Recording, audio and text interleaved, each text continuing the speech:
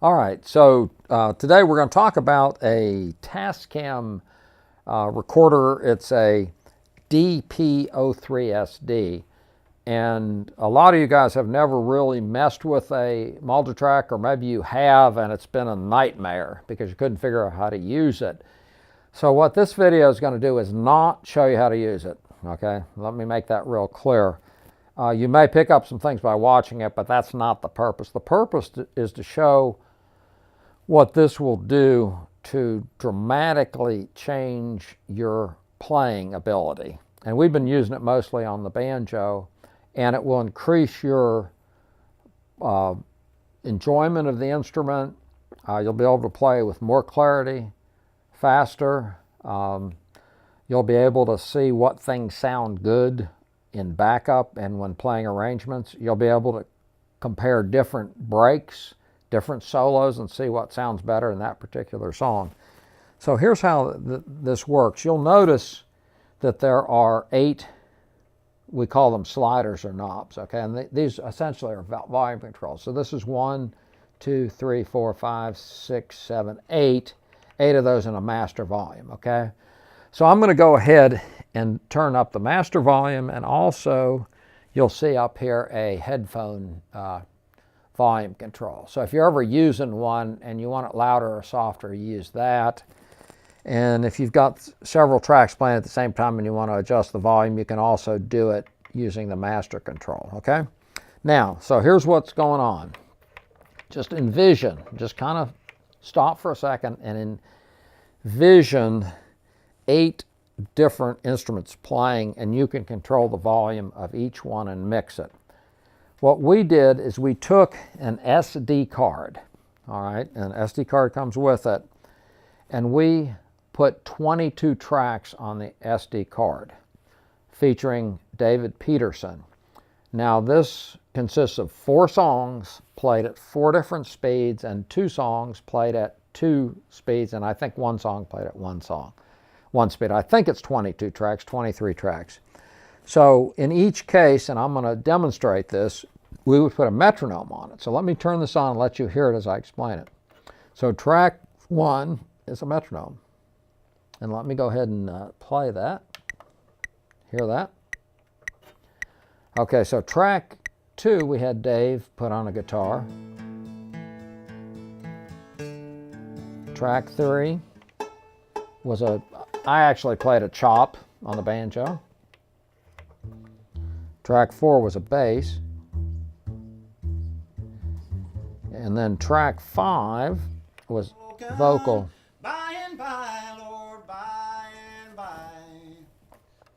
So you might be asking yourself, well, you know, who cares? You know, in other words, you can mix this to sound however you want. In other words, you can, if you want the vocal louder, you can do that. If you want more bass, you can do that. Okay? So let me go back to the beginning again, and I'm going to play that and show you that aspect of it. Okay? Circle A. 1, 2, 3. I was standing by my window on one cold and cloudy day when I saw that hearse come rolling for to carry my Okay, so case in point, let's say we have a chop, which I've just turned off, no chop. You can listen to how loud it should be. That sounds pretty good right there. See, a lot of times you go to a jam session, it's way too loud. So there's kind of a listening, ear training element to this. The next thing that you can do is you can play your banjo. You'll notice these 5 tracks are occupied. These are open. In other words, you can play different banjo parts on these 3 tracks. Let's say you wanted to do a down the neck break. You could put on one track, an up the neck break on another track, and let's say you want to do some backup on a 3rd track. You could put them all on these, and you could listen back and see what you liked. Or you could play 3 different down the neck breaks or 3 different up the neck breaks, whatever you can do, but you have total control. I've asked people who've been playing 3 or 4 years, have you ever heard yourself play? And the answer is no, I've never heard myself play. Sometimes I get out my iPhone, and of course there's the air conditioner, and that you can kind of hear yourself play.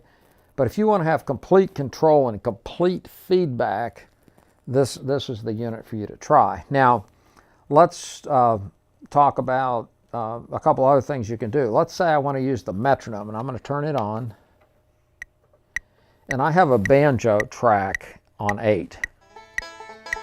See, I can listen to that track against the metronome and see if it's in time. Okay, so that's one thing we can do. Let's say that you're doing a roll exercise for the purpose of increasing your speed. You can turn on the metronome and then listen to your your banjo through headphones, all right? Now in this case, I've got 3 different tracks on 6, 7, and 8, and I'm going to alternate them. Now most of them are backup, so you may not hear that much difference, but you might like one better than the other. So here we go. We'll start again, and we play it. Hit play. 1, 2, 3. I was standing by my window. Okay, here's... When I saw that first come rolling. Okay, 7.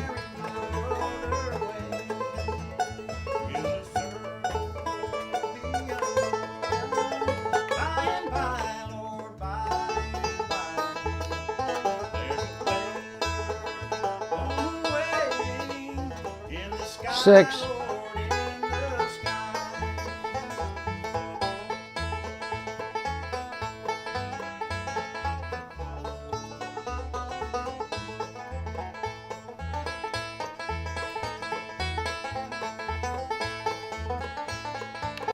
Okay, so now by using this and getting perfect feedback, all of a sudden, if you've got a break and the hammer-ons aren't clear, or one of the strings is softer than another, or you're missing a certain string, you're going to hear it on this, and then you can keep recording it, or you can set up a drill. And basically a drill is you play one measure over and over, you play it, listen back, play it, listen back, and the results will be rather amazing. Now, the unit comes with an SD card, which is blank, and you can put stuff on it yourself, okay? If you do decide you want the Dave Peterson tracks, that is a custom SD card, and we sell that for $60, okay? Now, if we went into Nashville and had a Nashville studio do this, it would cost about $10,000 for these tracks. Well, we didn't go into a studio. We actually recorded the tracks on this, which is pretty amazing, and Dave is a studio bluegrass musician. So you're getting these tracks really cheap, and it's kind of my gift to the world of bluegrass if you want to use that. You certainly could play mandolin against it. You could play guitar. You could play bass. And in one case, a lot of people want to play bass. Well, all of a sudden, you've got 22 tracks of a professional bass player playing bass the way you do it in a studio, and you can play bass against it and then compare it with what Dave's doing. And I don't know if there's any other things that we didn't cover. I have one of my students, the fabulous John English, who will probably become famous soon.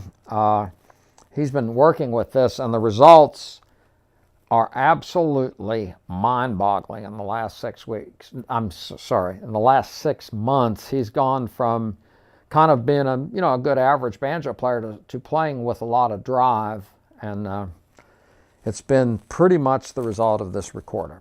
So if you have any questions, you can contact me at Geoff, that's Geoff, at C as in cat, V as in Victor, L as in Larry, S as in Sam.com. That's Geoff at CVLS.com. So have a great day, and we're going to be doing 3 instructional videos which show exactly how to use this unit for this purpose, and they'll be done by January. And have a great day, and we'll talk to you later.